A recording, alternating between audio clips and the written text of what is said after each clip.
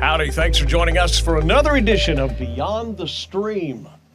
This is going to be fun. Daniel Spivey joins us now, the Director of Network Administration. Hey, buddy. Hey, Jay, how's it going? Good. Thanks for spending a little bit of time with us. Thank you for having us. I know you got bigger fish to fry. Oh, yeah, always. I'm sure you do, but we appreciate you coming by to spend a few minutes with us. Let's go back into the Daniel Spivey story. Where and when did you grow up? So I grew up in Loris, South Carolina. Okay, Went to Loris High School, graduated in 1999. Okay. And went to Coastal Carolina University. And at Coastal, I initially started out to be a math major and did that for 1 year. And I had an uncle ask me what I planned to do when I got to college. And I said, well, I really don't know. He's like, well, you probably want to think about it because most people that go into math either teach math or do statistics.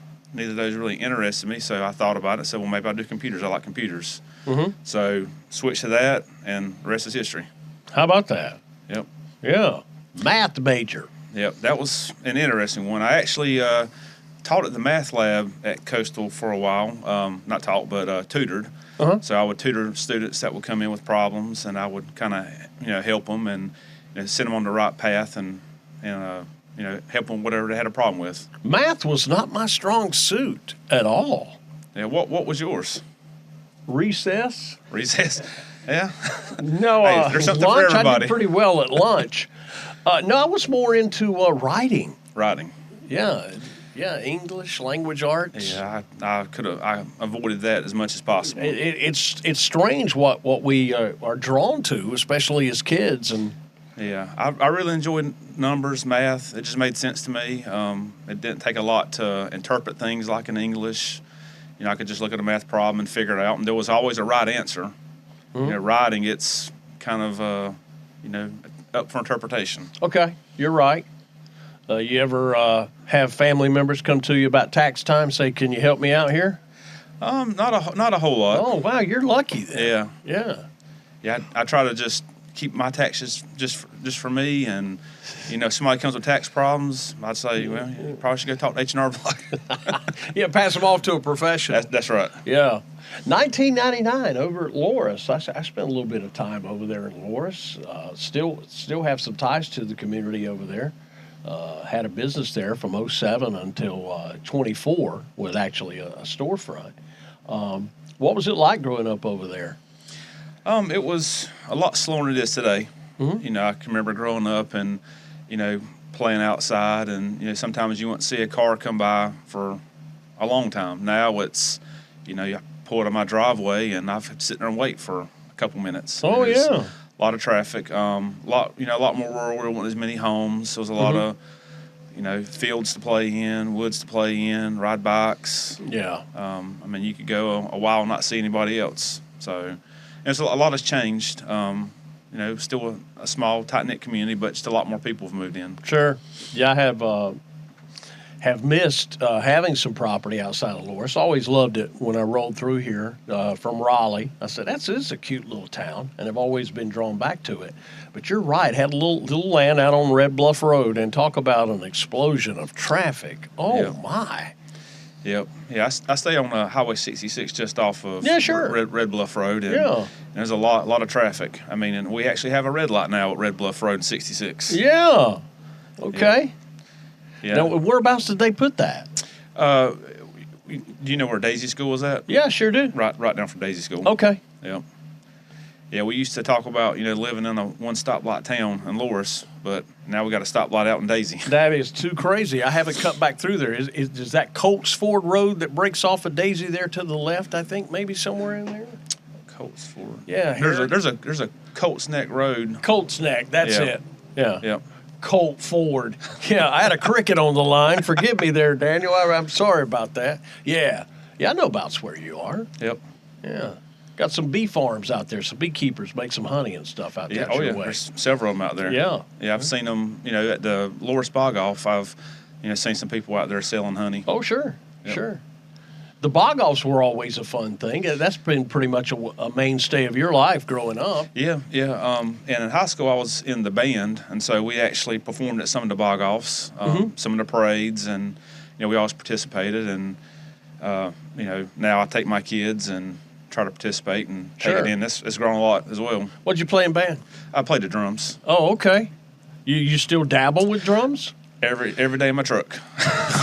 Okay. You're playing on the steering wheel, All right. just keeping a beat and, just liking music and something I've always liked. Trying to think, 99. He may have been gone by that time. Neville Curtis was the band director. Yeah, he was my band director. I love Neville Curtis. Yeah. Curtis. He was. How about that? Yep.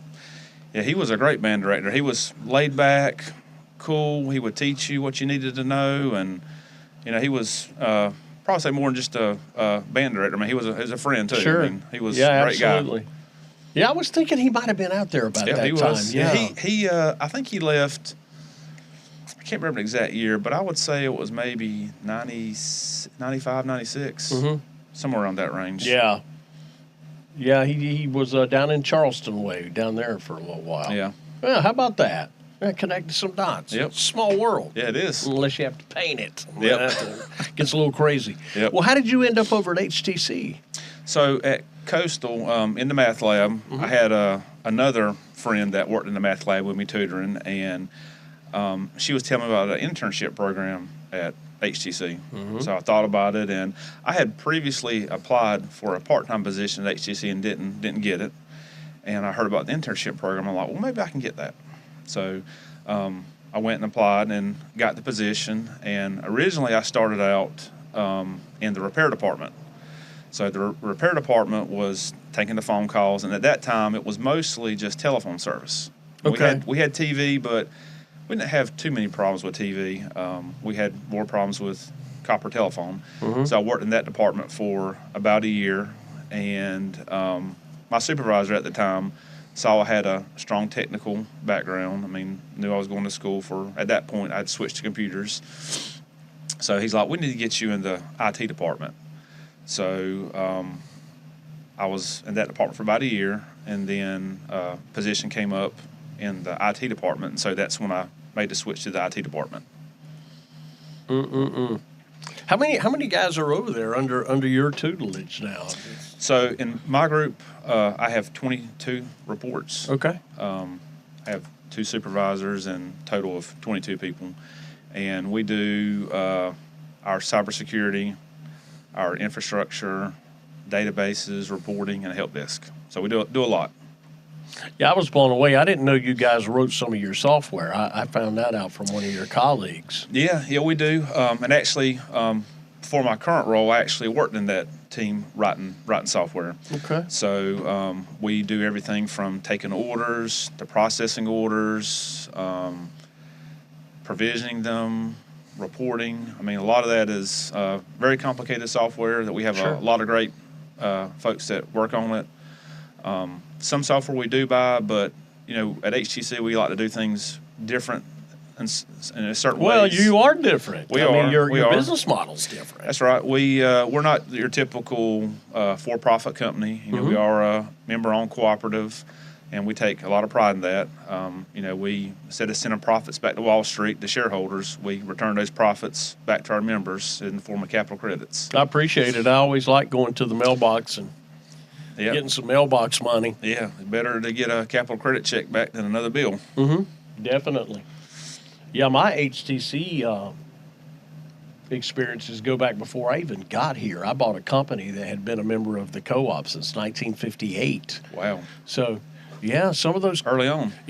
capital credits were real juicy and nice. Of course, I had everything under the sun product-wise, and one of the sales reps reached out and said, "Hey, we can even offer you more services and save you money." I says, "Well, come on over here and let's talk about it." And it's a great company. I guess everybody has stories like that. Yep. Yeah, we do. Yep.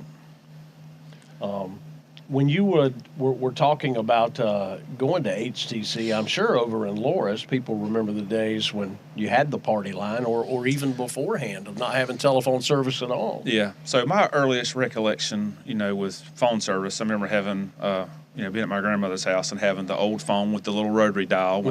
So that's my earliest experience. But, talking to her, she remembers, back in the day before they had phones, and when they first got the phone line, it was party lines. And so she talked about how there was some nosy neighbors sometimes like to just get on the party line and just listen in and see what was going on. Oh, yeah. So that was the community's first experience with communication service was a party line. And then from that point it became you had your own individual line, and then rolled out TV service and cell phone service and internet and everything else we have. Were you there when we went from 803 to 843? I think that had recently happened. I remember at that point in time, we were still not 10-digit dialing; it was 7-digit dialing. Okay. So you didn't have to dial the area code, but I do recall that. I don't remember there being a whole lot of problems with it, but I do remember when we went to 10-digit dialing, there was some people that had issues with that. So. Yeah, it was a little problematic during that deal. I didn't know if you were there and if that changes any of the network operations inside, or if it's a nightmare, or if it's a simple piece of code. Or I would imagine it was. I wasn't in that department, so I wasn't experienced, with that. But just thinking about it from a software perspective, if I was writing some software for something like that, I would imagine that would be a kind of an issue to work through. A little bit. A little bit. Probably the biggest thing is just education, just educating the customers and letting them know what's required to complete the call. Were you involved in the? I mean, how difficult is it? A customer just gets dial tone, but I've always been intrigued on from the copper line. I wanted to have the last copper line that HTC had. I was going for that, but it didn't work out that way. Yeah. Just because I thought it would be kind of cool with the plain old telephone system. Yeah. But the VoIP, was that tricky for you guys on the network side? It's a little bit. It's just a different way of doing it. Instead of like the old copper line, you would actually have a solid copper wire from the central office all the way back to your house. Yeah. So that was just a dedicated line just for your phone service. And with voice over IP, you really just kind of take your phone service and just put it on a TCP/IP network, just like an internet network. Right. And it just communicates over the same network as everybody else. So it's just kind of more of it works kind of like internet, where you just kind of share the same line, but it's all encrypted and it's all over just a shared network. Right. It's a pretty reliable network. I mean, back in the old days when people were dropping their landlines to have the cell phone, it was a bragging point to say, hey, at least I can call someone if there's a power outage, because there was always a little energy on there that you could make phone calls with the old landline. That's right. So all of our central offices had generator backup, and so that was all powered from that copper line. So copper carries power. Fiber optic doesn't carry power, but we have battery backup solutions for our businesses so they can make sure to maintain service. And the fiber optic network is just far superior. Sure it is. You get much faster service, more reliable service. So our customers that have made the switch to fiber have a lot of great things to say about it for the speed and reliability. Well, I know there's no such thing as a typical day because you're here. So duties is assigned, but yeah, that will be the other duties as assigned. Yeah. When storms, we dodged a bullet recently with some storms, but you guys monitor the weather 24/7 with the network side too, don't you? That's right. We have a network operations team that their responsibility is to monitor our network 24/7, 365 through storms or just any other normal day. And so what they're looking for, especially in a storm situation, is alerts to start popping up. Right. So if we have a tree fall on some equipment, that equipment's going to start sending alerts. Yeah. And their responsibility at that point is to identify areas where we have alerts and try to identify the most impact to our customers. And we try to prioritize and get the most customers online as quickly as possible. All right. Well, Daniel, thank you for spending some time with us. Yep. Appreciate it. Thanks, Jack. It's Daniel Spivey, Director of Network Administration at HTC. Yeah, always right there working for us, and we appreciate it. And we'll see you next time on Beyond the Stream.